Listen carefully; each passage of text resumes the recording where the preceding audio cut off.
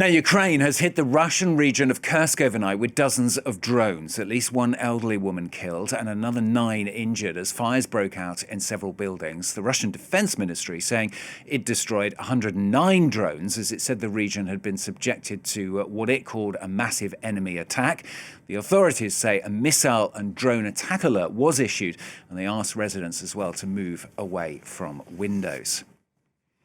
And it comes as Ukraine's Air Force says a new Russian missile and guided bombs targeted the city of Sumy last night. That's in northeastern Ukraine, just a day after the missile strike that killed 35 people in the very heart of the city. Well, a Ukraine correspondent, Gulliver Cragg, was in Sumy for us yesterday, but he's back now in Kyiv. He joins us from there. Gulliver, then bring us up to date then with the latest from last night, can you?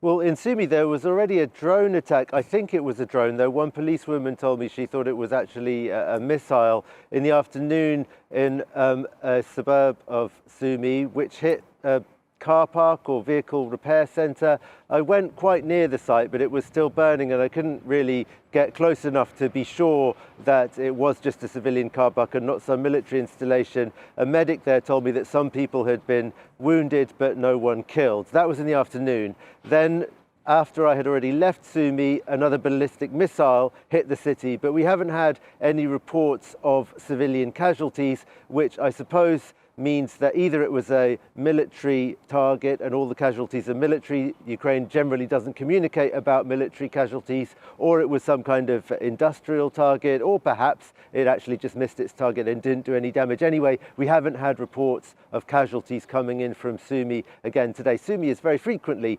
targeted by the Russian armed forces because, apart from whatever reason they might have had for this heinous attack on the civilian city centre on Sunday, it is a city where there are a lot of Ukrainian militaries.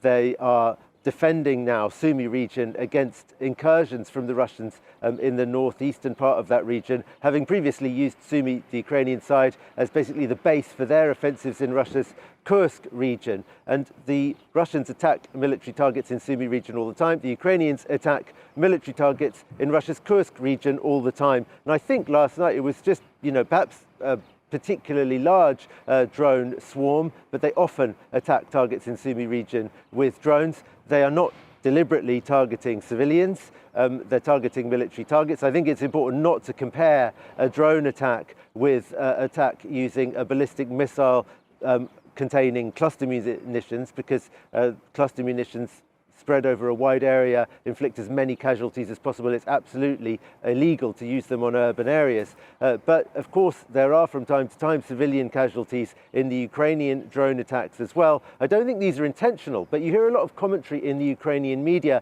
along the lines of, it's a good thing if the Russians get to feel what it's like to be in a war, that the war is happening on their territory as well, that perhaps they'll understand better the pain they've inflicted on Ukraine, and perhaps that will turn public opinion in Russia against the war. I mean, I think there's a counter-argument that it might have the opposite effect and cause Russians to feel like they want to rally around their leader, Vladimir Putin, no matter what. But the prevailing view in Ukraine is that it's not such a bad thing if Russians have alerts going off in their cities too.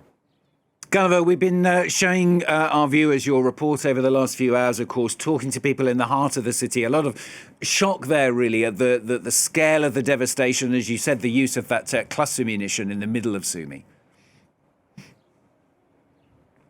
One of the things I was struck by in Sumy was the amount of people who spoke to me about the need for a strong international reaction, and the fact that so many people were paying attention to what the Americans were saying, and the fact that, very much unlike what happened in Kyiv, 11 days ago now, there was a strong reaction from at least 3 high-ranking representatives of the Trump administration, including Donald Trump himself, who called the attack horrible. And people were saying that they hoped that this might lead the Americans to put more pressure on Vladimir Putin, to perhaps be more supportive of Ukraine if they'd been shocked as much as the Ukrainians were by this attack on the city centre of Sumy. And then we had Donald Trump saying, in response to Volodymyr Zelensky calling for more air defences, that he shouldn't have started the war against such a big country. And so that's terribly, terribly disappointing and appalling for Ukrainians, who of course feel extremely angry when Donald Trump suggests that they started the war, because Russia started the war.